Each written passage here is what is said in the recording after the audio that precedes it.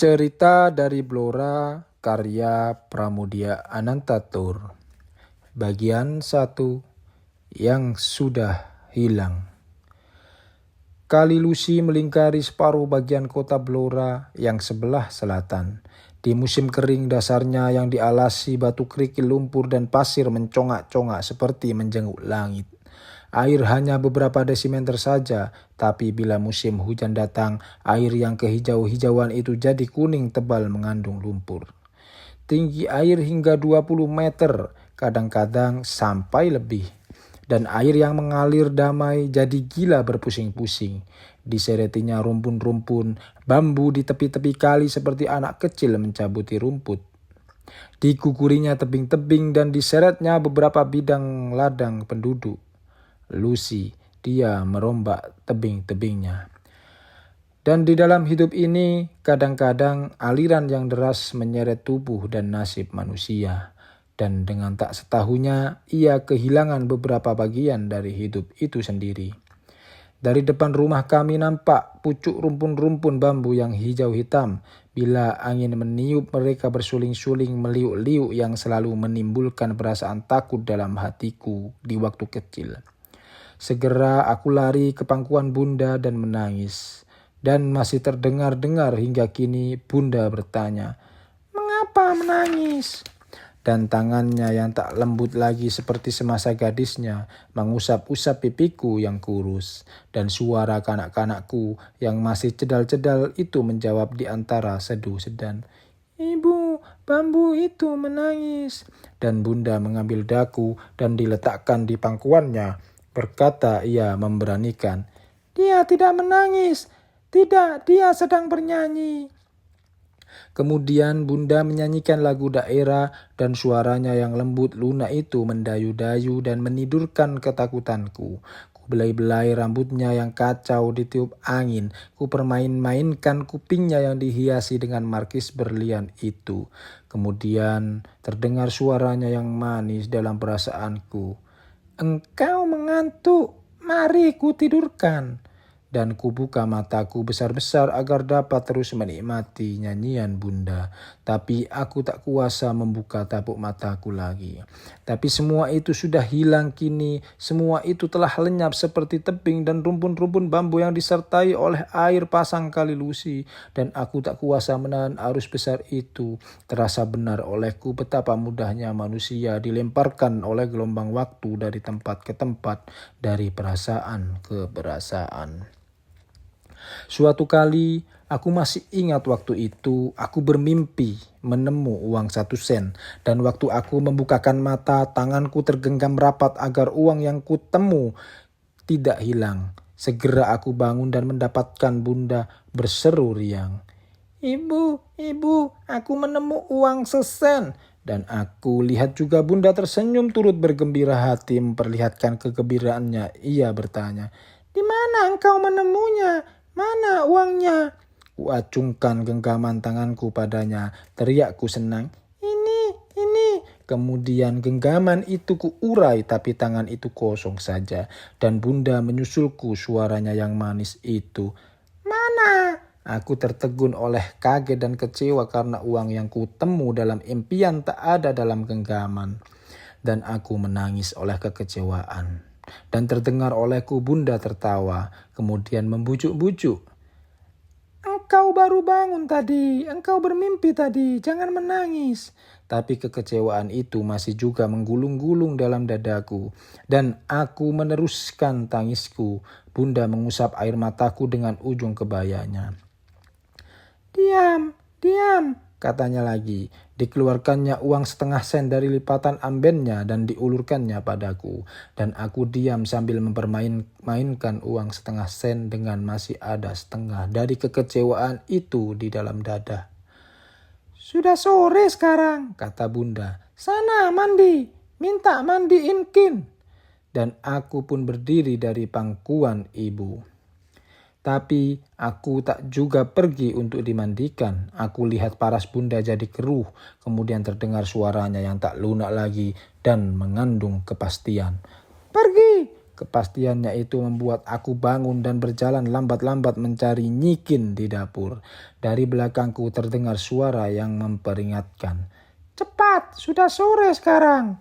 Kepastiannya itu pula yang membuat aku tak berani menangis. Perlahan aku pergi mendapatkan Nyikin di dapur minta mandi. Hingga kini aku masih bisa membayangkan Nyikin. Ia adalah perempuan di antara banyak perempuan di dunia ini yang kawin dengan seorang lelaki yang tak dikenalnya sebelumnya. Dari perkawinan itu ia mendapat Raja Singa. Penyakit Raja Singa itu membuat laki bini itu bercerai mencari jalan hidupnya masing-masing. Raja Singa itu pula yang telah merampas sebuah dari 2 buah biji matanya, merusakkan kecantikannya sama sekali, dan selain itu memecahkan bola dengkulnya. Sebelah kakinya harus diseretnya bila ia berjalan. Di siang hari ia tak ada kesempatan untuk menyesali nasibnya. Kehidupan sehari-hari menyita sebagian besar perhatiannya. Hanya bila malam telah sampai dan kecapean badan itu pun tak kuasa menidurkan dirinya, ada juga ia menyesali kecantikannya yang hilang. Dan dikala Nyikin itu jadi bujang kami, matanya telah hilang dan kakinya yang sebelah telah diseretnya bila ia berjalan. Ia sendiri tidak beranak. Ya, sebelum ia sempat beranak, Raja Singa telah pula makan peranakannya. Itu pula sebabnya ia selalu menyayangi kami, dan kesayangannya itu masih terasa dimanapun jua aku terkenang padanya. Nyikin yang cantik dulu telah jadi kurban oleh kecantikannya sendiri. Kadang-kadang dibelai-belainya pipiku seperti ia sedang membelai-belai anaknya sendiri. Dan masih teringat-ingat olehku waktu menggendong daku, ia menyembunyikan mukanya di balik selendang. Tiba-tiba selendang itu ditariknya cepat-cepat, terdengar "ba". Berulang-ulang ia berbuat seperti itu, dan bukan main senangku diperbuat seperti itu. Aku tertawa-tawa senang, ia pun tertawa-tawa senang. Tapi tiba-tiba selendang yang menutup mukanya itu tak ditariknya. Kurenggutkan selendang itu, dan aku lihat paras yang manis tadi kehilangan kemanisannya.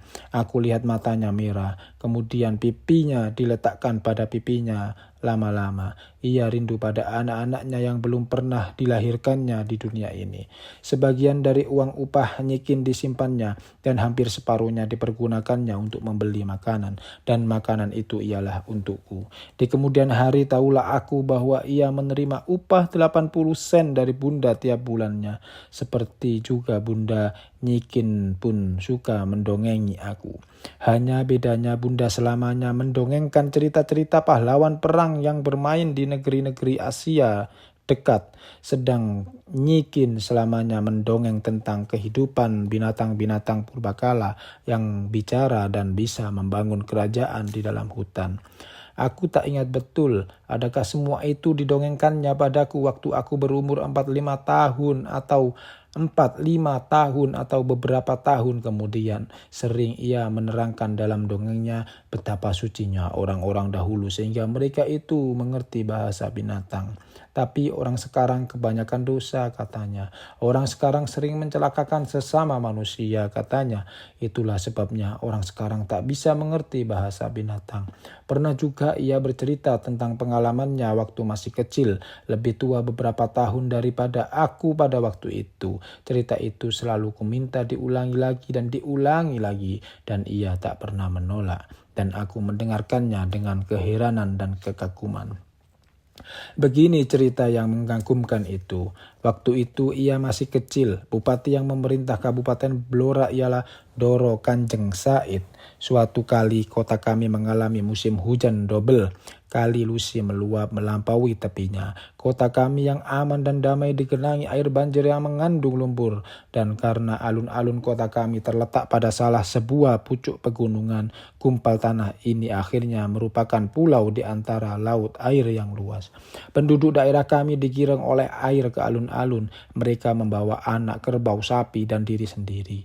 Dan barang siapa tak cepat-cepat pergi akan digulung oleh air dan dibawa ke muaranya. Hujan terus Joshua jatuh dengan lebatnya. Rumah Doro Bupati penuh sesak oleh manusia. Kemudian dia lihat Doro Bupati keluar dari rumahnya membawa sebilah cemati.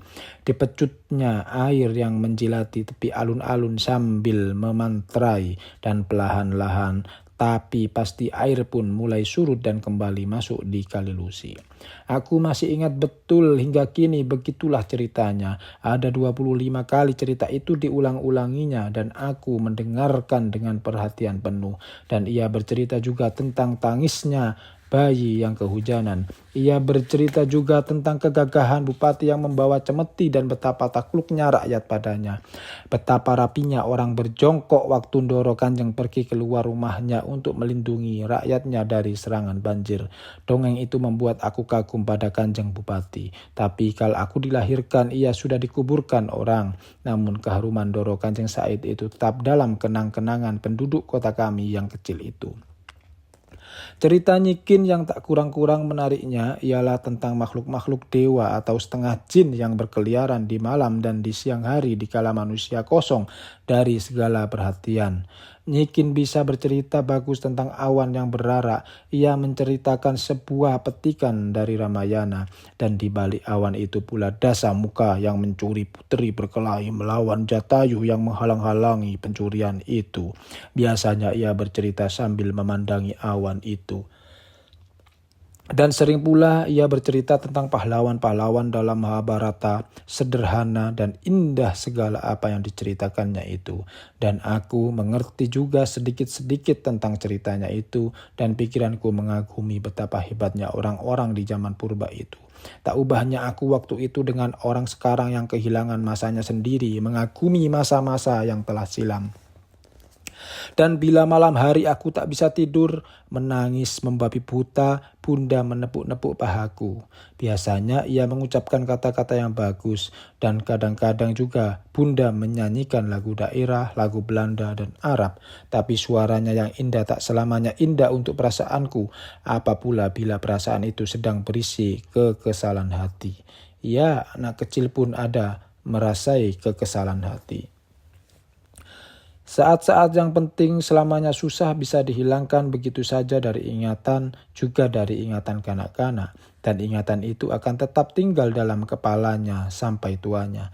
Aku masih ingat waktu itu aku menangis terus karena rumah kami masih jauh dari aliran listrik. Bila malam datang murunglah suasana rumah kami. Bunda membawa aku keluar rumah. Embun itu membuat badanku dingin dan lelah. Dan dingin embun itu pula yang telah menyiram kekesalan hatiku. Rupa-rupanya aku kegerahan tadi, dan di pelataran itu Bunda mencium daku dan berbisik dalam bahasa yang lunak dan lembut. Sayangku, mengapa engkau menangis saja? Tak tahukah engkau ibumu sudah lelah oleh bekerja sepagi? Tidurlah sayang, besok akan terbit hari baru dan langit baru, dengan matahari baru, dengan hawa baru, dan engkau boleh bermain-main sekenyang hatimu sayang. Suara itu sungguh lunak untuk perasaanku waktu itu. Kurangkul Bunda dan kukirimkan sedan-sedanku ke dalam dadanya. Dan Bunda mendekapkan dadanya pada mukaku, dan aku dengar detak-detak di dalam dadanya. Kemudian aku dengar Bunda menyanyi. Aku tak berontak lagi. Dingin embun di malam hari itu menyedapkan bunyi nyanyian Bunda. Kemudian aku tak ingat lagi, sambungnya. Dan dikala aku membukakan mata, matahari telah tinggi, hari baru yang dijanjikan oleh Bunda. Hari baru dengan langit baru, dengan hawa baru, dan dengan nyanyian baru pula. Tetapi semua itu sudah hilang kini, hilang dari rabaan panca indera untuk abadi bersinggah sana dalam kenang-kenangan. Aku masih ingat waktu itu Nyikin jatuh sakit. Ia jatuh sakit dan dia pergi tanpa memberitahuku keberangkatannya padaku. Aku cari dia kemana-mana, tapi dia tak dapat kutemui. Dan aku menangis berpanjang-panjang, ada 2 jam aku menangis. Bunda menghibur aku dengan pisang susu, tapi aku tak kuasa menggeram tangisku. Ada terasa suatu kekosongan besar dalam hatiku.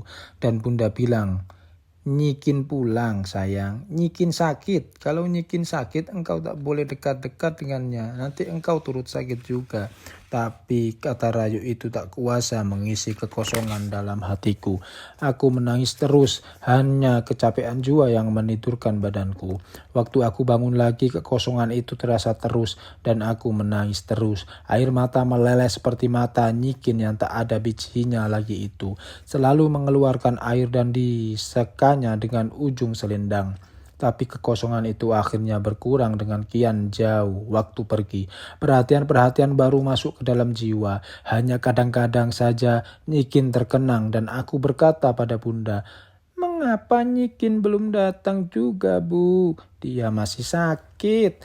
Waktu itu aku belum lagi tahu rumah Nyikin. Tak jauh dari rumah kami, hanya antara 7 hubungan atap. Namun aku puas juga mendengar sahutan itu. Di kemudian hari dari mulut bunda sendiri aku mendengar mengapa Nyikin meninggalkan rumah kami. Dia mencuri bumbu dapur dan bunda tak mengizinkan terjadi hal seperti itu di rumahnya. Nyikin diganti oleh perempuan yang agak muda. Waktu itu aku sudah punya adik yang berumur setahun.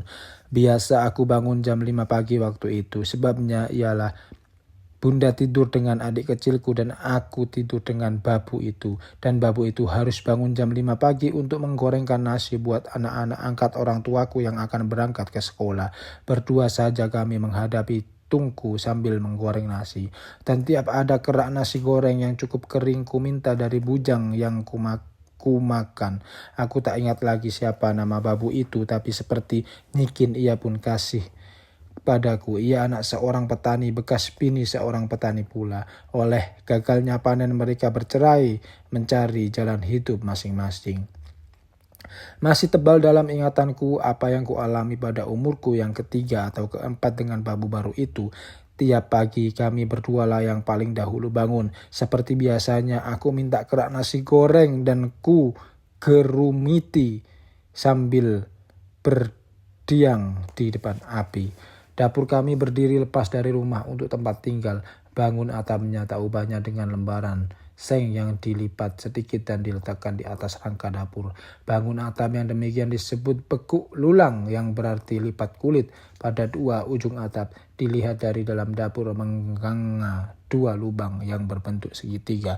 Di salah satu lubang ini banyak kulihat keajaiban-keajaiban waktu kecil itu. Pada jam 5 pagi itu alam di luar nampak hitam dari dalam dapur. Lebih hitam lagi karena kami menghadapi api tungku sendiri. Di lubang atap yang terbentuk segitiga itu nampak olehku sebuah kepala besar menjenguk-jenguk. Lubang itu punya garis tinggi 2 meter. Aku lihat janggut dan alis dan kumisnya putih dan seluruh mukanya hitam. Lebih hitam dari alam di luar. Aku pandangi muka besar itu dengan diam-diam sambil menggerumiti kerak nasi goreng. Pada suatu kali ku tunjuk kepala itu. Berkata pada babu, lihat, kepala yang besar itu menjenguk kita lagi. Sebagai biasanya babu itu mengangkat kepalanya memandang lubang atap itu dan sebagai biasanya ia hanya tertawa dan bilang dengan suara dingin, "Aku tak melihat apa-apa. Apa yang kau lihat sekarang?" "Kepala-kepala yang besar sekali. Aku tidak lihat bagaimana rupanya." "Hitam, aku lihat hitam." "Engkau bohong, aku tidak melihat apa-apa." Dan biasanya juga aku tak mendesak-desaknya untuk percaya. Percakapan seperti itu biasanya terus saja mati. Babu mencuci piring dan aku membalik-balik nasi goreng itu. Kadang-kadang bila karena tak juga jadi, ku tekan nasi itu pada penggorengan dengan sodet hingga berbunyi. Indah benar suara itu dalam pendengaranku, dan bau nasi yang tertekan menjadi kerak itu membumbung menyedapkan penciuman. Pernah juga aku bercerita tentang apa yang sudah kulihat itu pada bunda. Bunda tak mau mendengarkan dengan sungguh-sungguh. Kadang-kadang sebaliknya malah ia merengut. Dipandangnya aku dengan matanya yang marah. "Siapa yang bercerita padamu tentang setan-setan itu?" Dan waktu itulah aku kenal akan perkataan setan. Bertanya, "Jadi itukah setan? Siapa yang bercerita padamu seperti itu?" "Aku lihat sendiri, Bu." "Engkau tak boleh membohong. Siapa yang mengajari engkau membohong?" "Nyikin, babu baru." "Siapa?" "Aku lihat sendiri, Bu." Kemudian babu ditanya oleh bunda dan babu itu bilang, Setiap pagi dia melihat setan itu, dia bercerita juga padaku. Tapi kalau aku sendiri yang memandangi lubang atap itu, aku tak melihat apa-apa. Engkau tidak boleh membohongi dia, kata bunda akhirnya. Tidak, Doro, aku tidak pernah membohongi dia. Awas engkau, jangan menakut-nakuti dia. Tidak pernah, Doro, tidak pernah. Dan sejak itu, aku tak pernah lagi menceritakan apa yang kulihat di lubang atap itu pada ibu dan juga tidak pada siapapun juga. Tapi pada suatu kali terjadi sesuatu yang lebih hebat daripada apa yang pernah kulihat itu. Begini ceritanya. Pada suatu pagi, waktu menghadapi dapur, aku lihat kembali kepala yang menjenguk-jenguk itu. Aku diam-diam saja memandangi kepala itu, tapi tiba-tiba kepala itu hilang dan seekor monyet yang sebesar aku sendiri melompat dari lubang itu. Segera saja binatang itu memburu-buru babu, dan babu lari berputar-putar dalam dapur menghindari tuangku. Aku lihat ketakutan pada para babu. Aku melihat ketakutan pada paras babu, tapi ia tak menjerit atau minta tolong. Ia lari dan lari saja, dan aku pun tak mengerti mengapa ia tak menjerit minta tolong. Sebentar-bentar binatang itu bergeseran dengan badanku, tapi ia tak mengganggu daku. Binatang itu hanya hendak menangkap babu itu.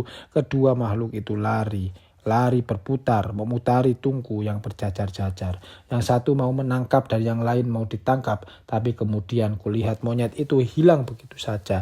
Aku tak tahu kemana perginya. Aku lihat babu itu berjongkok kecapean dan kainnya basah oleh air kencing. Waktu bunda telah bangun, babu itu berkata padanya, Doro, hari ini saya minta keluar.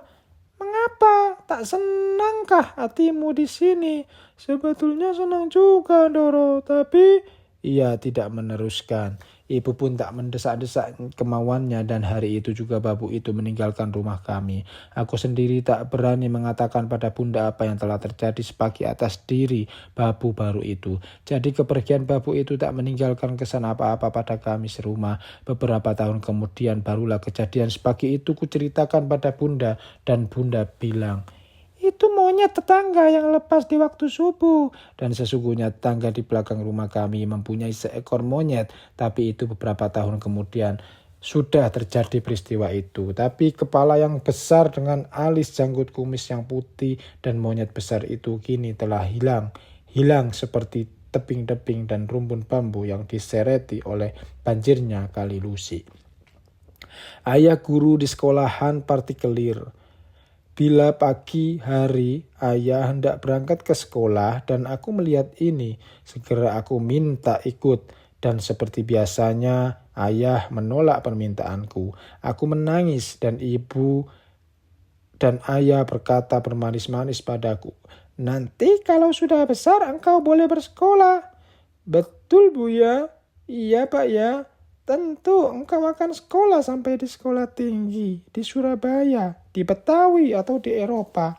Dan bila hatiku telah reda kembali, ayah mencium kedua pipiku. Kemudian ia berjalan dengan amannya. Tapi kadang-kadang aku lari mengikutinya dan bunda lari ke jalan menangkap daku. Dan aku menangis lagi, tapi bila bunda berkata melarang dengan kepastian, aku tak berani membantahnya. Aku masih ingat betul bila ayah tak ada di rumah.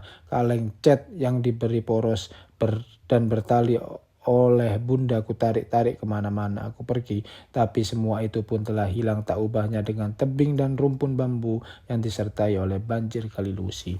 Biasanya ayah datang dari sekolahan dengan tertawa riang. Dipanggilnya dulu namaku dan adikku yang berumur setahun itu.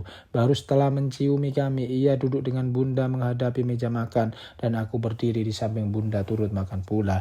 Bunda menyuapi daku dalam makanannya dan setelah menerima suapan aku berlari-lari ke sana kemari hingga nasi di mulut habis terkunyah dan ketelan sekali. Enak, enak, biasanya ayah bertanya padaku. Dan biasanya juga aku tertawa sambil menjawab, enak. Makan ayah terlampau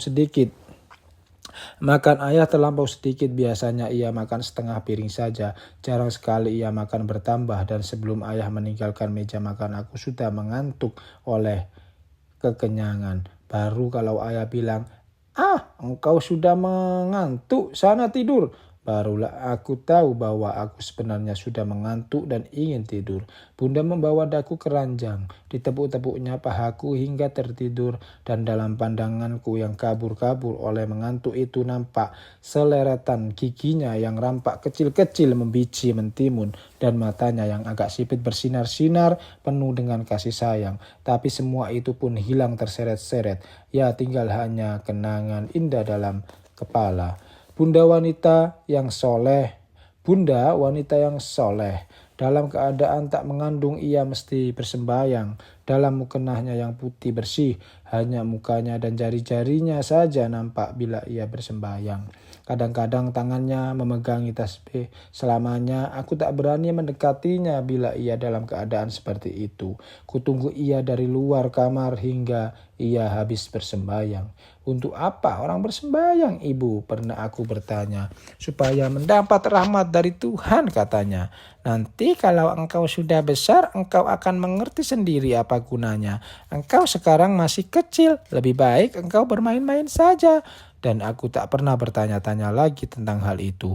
Bila malam telah sampai dan ayah belum juga pulang ke rumah, sering aku terbangun oleh suara ibu yang sedang mengaji. Seperti juga halnya dengan suara nyanyiannya, suara mengajinya pun bagus. Dan bila ayah tak pulang juga sampai di pagi hari, bunda terus juga mengaji. Sekali aku pernah terbangun dan pergi mendekatinya, bertanya, "Sudah begini malam ibu masih mengaji saja." Ibu mengambil daku dan didudukkan di pangkuannya, tapi ia tak berkata apa-apa. Aku diciumnya dan masih terasa olehku betapa hangat nafasnya waktu hidungnya melekat pada pipiku. "Mengapa ibu mengaji terus?" tanyaku lagi. "Supaya ayahmu selalu selamat, supaya ayahmu dijauhkan dari perbuatan maksiat. Engkau tak tidur lagi." "Mengapa bapak belum datang juga?" Dan bunda menjawab pertanyaan itu dengan cium yang ditekankan keras-keras pada pipiku. Tapi ia tak berkata apa-apa. "Di mana bapak, Bu?" tanyaku lagi. "Bapak sedang kerja." "Sudah begini malam?" tanyaku lagi. "Ya, bapak banyak bekerja." "Kapan bapak datang, Bu?" "Kalau engkau bangun tidur, bapak nanti pulang. Ayo tidur lagi anakku."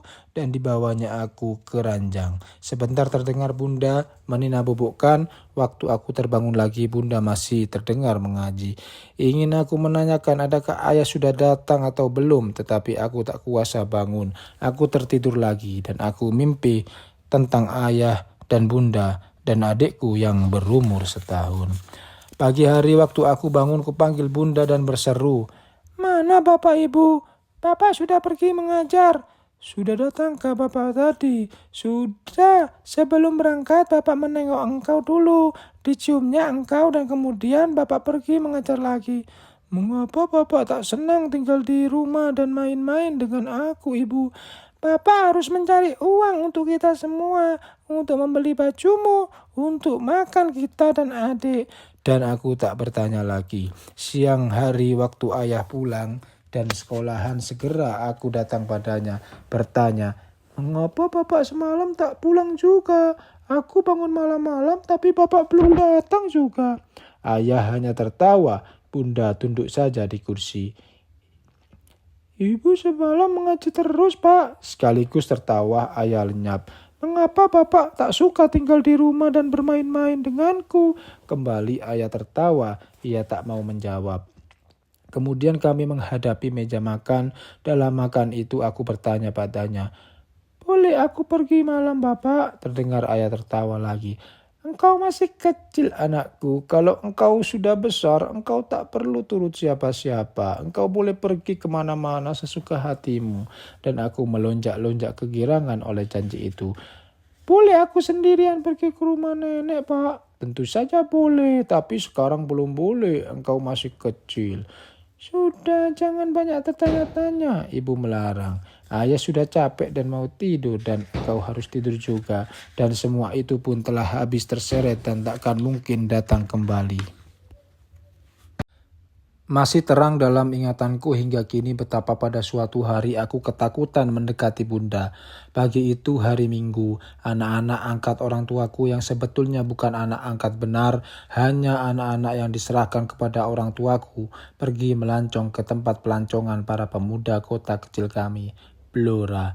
Rumah kami sunyi saja, yang tinggal hanya bunda, adikku kecil dan babu.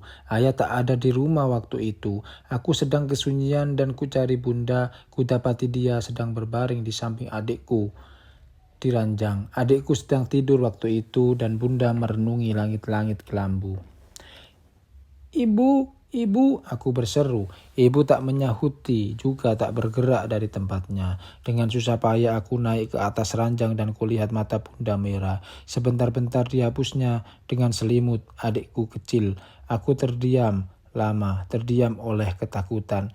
Mengapa menangis, Bu? Aku bertanya. Baru bunda memandang aku, dirainya aku, dan ditidurkan di sampingnya.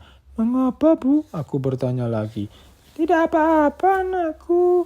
Waktu itu juga aku ingat suatu kali yang indah perjalanan dengan kereta api ke Rembang, melihat laut yang tak kunjung diam, selalu berdeburan dengan ombaknya yang memburu ke pantai itu.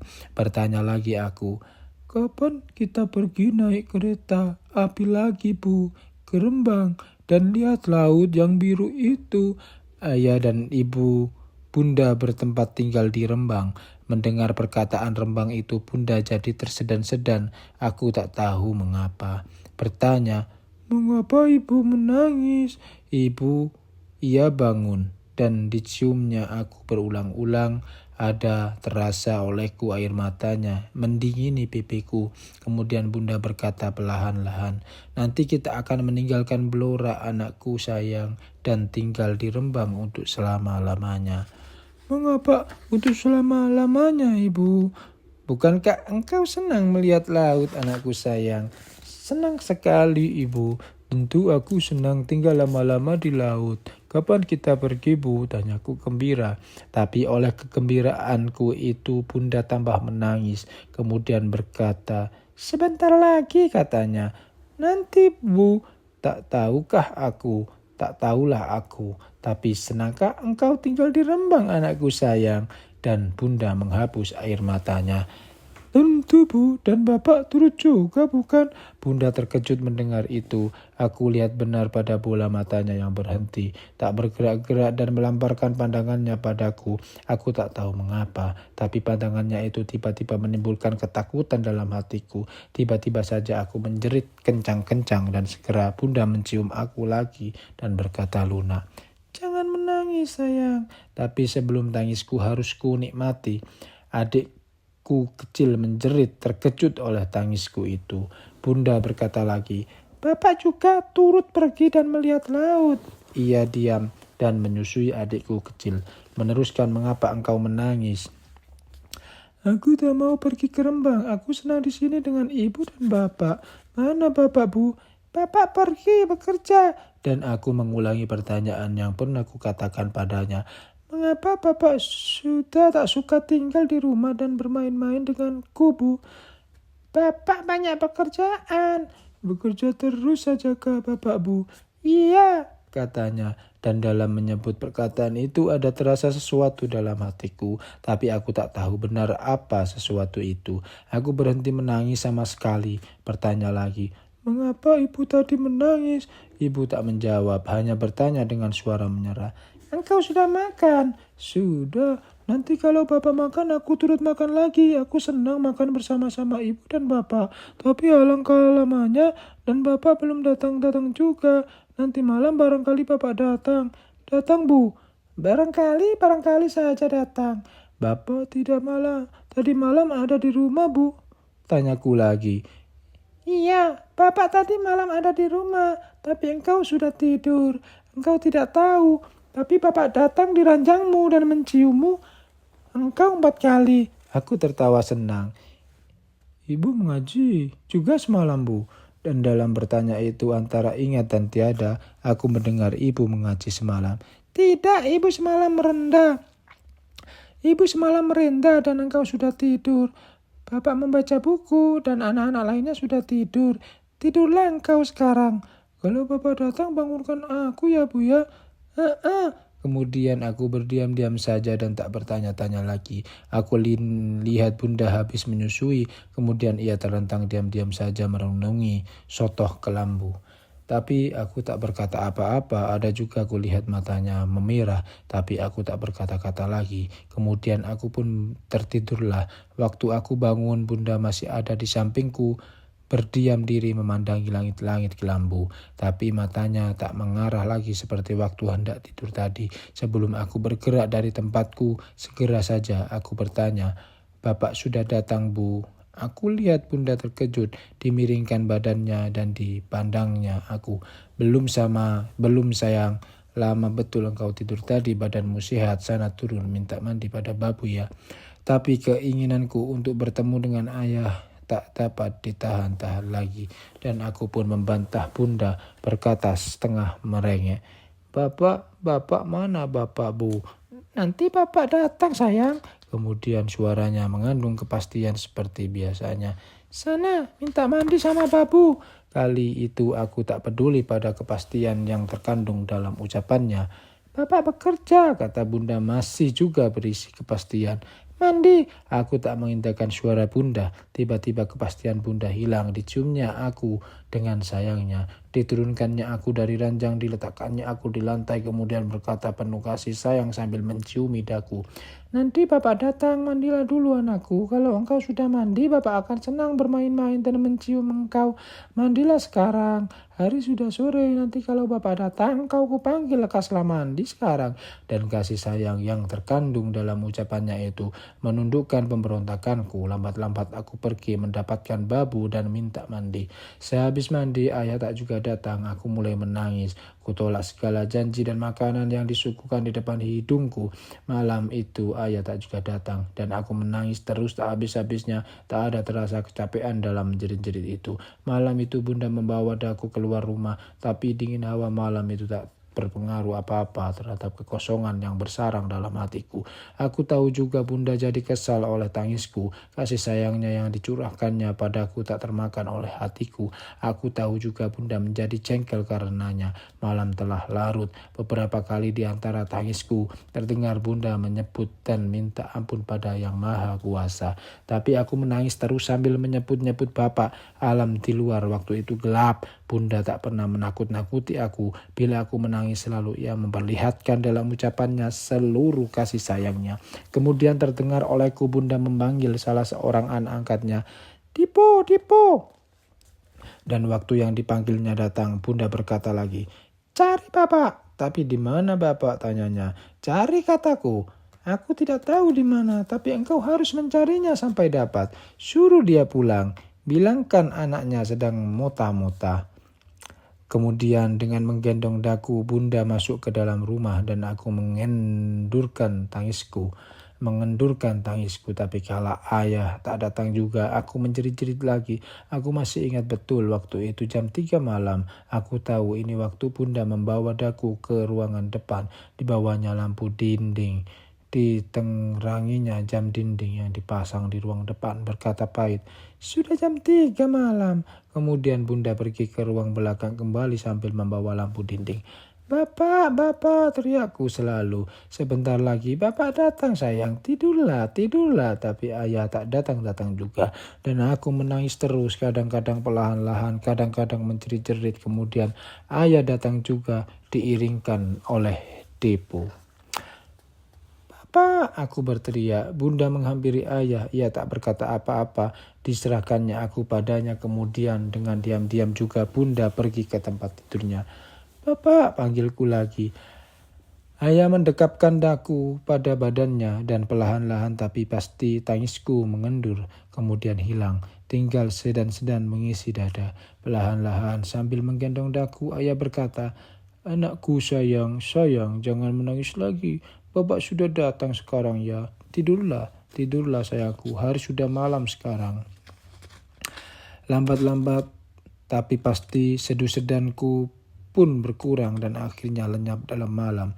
Ayah pergi ke tempat tidur bunda sambil menggendong aku.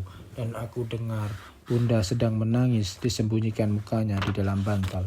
Aku lihat ayah mengusap-ngusap rambut ibu, tapi Bunda tetap menangis saja. Ayah tak berkata apa-apa pada Bunda dan Bunda pun tak berkata apa-apa pada ayah. Antara kami bertiga hanya ada sedu-sedan ibu yang mengoyang-ngoyangkan hati kami. Kemudian dengan diam-diam juga ayah keluar dari kamar, di bawahnya aku keluar rumah di dalam malam yang sejuk dan hitam. "Mengapa engkau menangis saja?" ia bertanya. "Bapak tak datang-datang saja," kataku setengah menangis. "Ibu bilang nanti malam bapak datang." "Ibu bilang nanti malam bapak datang, tapi bapak tak datang juga." "Tapi bapak sekarang sudah datang bukan?" katanya penuh sayang. "Nah, tidurlah sekarang, tidurlah." Aku dengar ayah menyanyi perlahan-lahan, kemudian aku tak ingat lagi apa yang terjadi. Hanya waktu aku bangun dari tidurku, ayah masih tidur di sampingku, kemudian aku pun tertidur lagi. Pagi itu hari masih libur, ayah tak masuk kerja. Waktu aku bangun hari sudah siang. Ku dapati ayah dan Bunda sedang duduk-duduk di ruang depan. Setelah dimandikan oleh babu, itulah aku pergi mendapatkan mereka berseru, "Bapak, engkau tak pergi lagi bukan?" Aku lihat Bunda memandangi ayah. Ayah tertawa memandangi daku. Katanya, "Tidak, hari ini bapak tak pergi kerja. Engkau jangan menangis lagi ya." Bapak, kemarin ibu juga menangis." Aku lihat ayah memandangi Bunda, tapi Bunda tak berkata apa-apa dan ayah pun tak berkata apa-apa. Aku berseru riang seperti tak terjadi apa-apa di sekelilingku. "Ibu bilang mau pergi ke Rembang." Sekali lagi ayah memandang Bunda, tapi tak berkata apa-apa. "Dan aku dibawa juga adik, dan kami akan melihat laut." "Bapak turut bukan?" "Bukan." "Bapak ikut juga bukan?" Sekali lagi kulihat ayah memandangi Bunda, kemudian berkata padaku, "Tentu saja bapak ikut. Kapan kita pergi?" Kuhadapkan mukaku pada Bunda. Dengan suara kanak-kanakku aku bertanya, "Kapan kita berangkat ke Rembang, Bu?" Aku lihat Bunda berdiam diri saja. Ia tak menjawab dan aku lihat mata yang agak sipit itu jadi merah. Kemudian matanya berkaca-kaca dan waktu air matanya akan jatuh cepat-cepat disekanya dengan ujung kebayanya. Melihat itu segera saja aku berteriak, menjerit dan menangis. Dan dikala Bunda bangun dari tempat tidurnya dan pergi meninggalkan kami, aku kian menjerit. Aku lari dan memegangi kainnya berseru, "Mengapa ibu menangis, Bu?" Bunda mengambil aku, diayunkan kemudian digendongnya. Tapi ia tak berkata apa-apa. Sampai di tempat tidur disembunyikan mukanya di dadaku. Dan ayah tak datang ke tempat tidur itu. Ya, kejadian itu masih terang dalam ingatanku. Dan seperti yang lain-lain juga semuanya itu telah hilang. Seperti tebing dan rumpun bambu yang disereti oleh banjir kali Lusi. Sungguh mengirankan hatiku mengapa semua yang terjadi itu tidak tetap terjadi. Tiap-tiap perubahan yang selalu berpindah-pindah itu kadang-kadang tak dapat atau tak sampai dalam pengamatan manusia, mengumbang-ambingkan begini banyak manusia di dunia ini. Di tiap-tiap lebaran, ayah membeli mercon segerobak. Aku dan adikku kecil dan Bunda dan anak-anak angkat orang tua kami mendapat baju baru dan uang dari ayah. Mercon dibakari dan pecahannya bersebaran di pelataran. Anak-anak para tetangga datang merubungi mercon yang akan diledakkan. Dan bukan main gembiraku di hari-hari lebaran seperti itu. Namun semua itu tak pernah menimbulkan seri gembira pada air muka Bunda. Aku lihat Bunda selalu murung dan aku lihat ayah sering meninggalkan rumah. Lama-kelamaan aku telah biasa dengan perceraian dengan ayah dan tak perlu motah lagi. Dan ayah pun jadi tak perlu dipanggil pulang lagi. Sampai besar aku tak tahu kemana ayah selalu pergi di waktu-waktu tak mengajar itu. Bunda pun tak pernah menanyakan dari mana. Bunda terdiam diri saja bila ayah pergi, juga tak menegur bila ayah datang. Biasanya ayah pergi dikala Bunda ada di ruang belakang, di dapur atau di ladang. Dan bila aku melihat ayah meninggalkan rumah, aku pun berdiam diri saja dan tak bertanya-tanya lagi. Sekali-sekali pernah juga aku bertanya, "Mau kemana, pergi kemana Bapak?" "Kerja," katanya pendek. Dan pernah juga aku berkata lebih dari itu, "Bolehkah aku ikut?" dan dengan ringkas dan cepat-cepat sambil berjalan tanpa menengok-nengok lagi, ayah menjawab permintaanku itu. Tidak boleh, nanti kalau besar engkau boleh pergi sendiri, main-main sajalah dengan mas-masmu. Dan aku sudah merasa puas dengan jawabannya itu. Di waktu lebaran itu Bunda memandangi anak-anak yang meledakkan mercon di kursinya di ruang depan. Ia tak berkata apa-apa hingga pada suatu ketika ia bilang padaku, yakni waktu aku mendekatinya, mercon itu tak boleh dipergunakan di waktu lebaran, itu dilarang oleh agama, katanya. Mercon adalah alat-alat upacara orang Tionghoa dan sama sekali bukan termasuk dalam alat-alat upacara orang yang beragama Islam. Tapi tiap lebaran ayah terus saja membeli segerobak mercon hingga pada suatu kali seorang anak angkatnya mendapat kecelakaan dan ayah tak pernah membeli mercon lagi. Kemudian menyusullah peristiwa besar, ayah bunda kakekku yang tinggal di Rembang meninggal dunia sesudah naik haji 2 kali. Segera saja ayah menyewa mobil dan bersama-sama kami pergi. Aku tak ingat betul apa yang terjadi dalam peristiwa itu. Hanya waktu bunda sudah sampai di Blora, kembali dia jadi layu. Seperti orang yang kehilangan tempat pelariannya di dunia ini. Ibu bunda di Rembang adalah ibu tiri. Dan dalam seminggu setelah melawat itu bunda selalu menangis. Mati adalah kewajiban tiap manusia, pernah ku dengar ayah menghibur. Tapi bunda tak mau mendengarkan nasihat itu. Aku lihat bunda selalu menangis kalau waktu itu aku bisa mengatakan, pastilah aku katakan bahwa sesungguhnya bunda sedang kehilangan tempat berlindungnya yang kadang-kadang diharapkannya dikala ia membutuhkan tempat pelarian. Di kemudian hari ada juga aku pernah merasai suatu kehilangan dalam hidupku, kehilangan sesuatu yang takkan mungkin didapat penggantinya, dan aku kira tiap orang pun pernah atau pada suatu kali akan mengalami kehilangan seperti itu. Seminggu telah lewat dan bila saat itu aku dapat mencurahkan isi hatiku, pastilah aku akan katakan bahwa bunda nampak menyerah pada waktu sesudah itu, dan sekalipun ia melihat ayah pergi di waktu malam di depannya, ia tak berkata sepatah pun jua, seakan-akan tak terjadi sesuatu di lingkungannya sendiri. Dan semua itu membuat bunda lebih-lebih lagi mendekati kami, anak-anaknya. Kami jadi pelariannya di saat-saat yang sunyi. Bukan kesunyian dunia, tapi kesunyian hati. Di bawahnya kami berjalan-jalan 1-1,5 kilometer dan didongengi kami tentang sesuatu yang terkandung dalam bagian-bagian alam yang telanjang. Bunda bercerai tentang burung.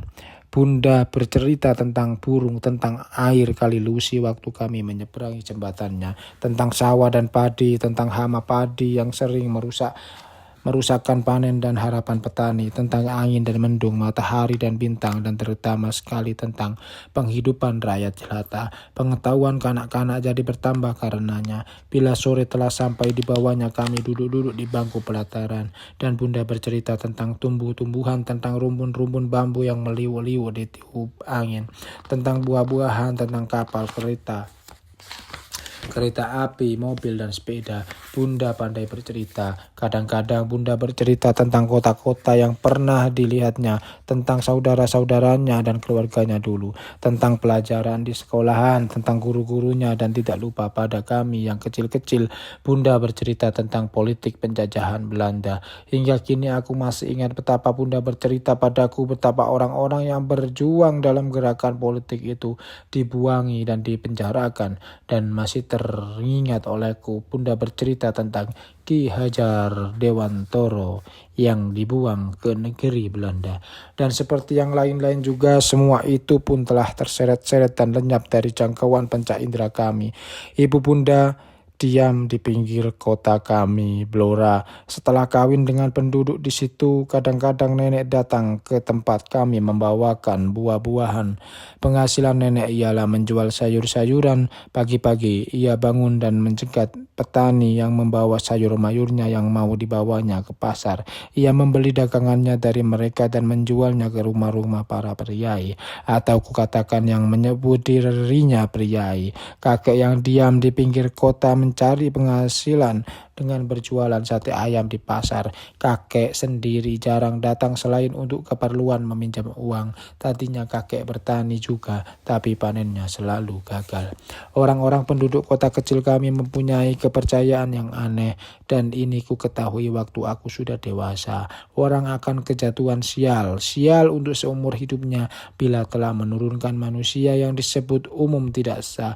Demikian juga halnya dengan kakek. Tapi tentang hal itu aku tak tahu betul. Kadang-kadang aku lihat bunda berparas kesal bila bapak tirinya datang. Dan pernah suatu kali ia berkata padaku dengan jalan tak langsung, "Engkau tak boleh menjalani hidup maksiat," katanya. "Lihatlah kakekmu itu, begitulah akibatnya. Segala usahanya gagal. Segala doa dan harapannya tak sampai ke tempatnya." Tapi pengertian kanak-kanakku tak sampai pada apa yang dimaksudkan olehnya. Dan sekali itu juga aku pernah bertanya, "Mengapa kakekku? Kalau engkau sudah besar engkau akan tahu sendiri mengapa." Dan aku tak bertanya-tanya lagi. Bunda biasa mencangkul di ladang, dan di waktu-waktu seperti itu kalau aku tak sedang bermain-main pasti ikut dengannya dalam waktu-waktu seperti itu. Biasa meluncur dari mulut bunda dongeng-dongeng yang semua berisi pendidikan. Pendidikan agar anak-anaknya mencintai alam, mencintai sesuatu pekerjaan yang tertentu, dan bekerja dengan sungguh-sungguh. Pengertian kanak-kanakku tak dapat menangkap apa yang dimaksudkannya. Tahunan kemudianlah aku baru mengerti apa yang dimaksudkannya. Orang hidup dari keringatnya sendiri, anakku. Kalau engkau sudah dewasa, engkau pun akan demikian pula. Dan segala barang yang kau terima tidak dari hasil pekerjaanmu sendiri itu tidak sah. Ya, sekalipun barang itu barang pemberian orang dermawan padamu. Dan seperti yang lain juga semua itu hilang sudah. Hilang untuk tak akan kembali lagi. Hilang untuk abadi menetap dalam ingatan dan kenangan. Kali Lucy mengalami banjir dan surutnya, mengalami naik dan turunnya. Demikianlah juga halnya dengan segala yang telah terjadi dalam hidup semasa kanak-kanak itu. Dan engkau boleh berbuat sekehendak hatimu dengan barang-barang yang kau peroleh. Juga hidup dan badanmu sendiri. Semua saja yang kau peroleh dengan sah. Pernah sekali ayah berkata seperti itu. Suara itu hanya terdengar beberapa detik saja dalam hidup. Getaran suara yang sebentar saja berdengung, takkan terulang lagi. Tapi seperti juga halnya dengan kali Lucy yang abadi menggarisi kota Blora, dan seperti kali itu juga suara yang tersimpan menggarisi kenangan dan ingatan itu mengalir ke muaranya, ke lautan yang tak bertepi, dan tak seorang pun tahu kapan laut itu akan kering dan berhenti bertepi. Hilang. Semua itu sudah hilang dari jangkauan panca indera. Jakarta 7/19/50.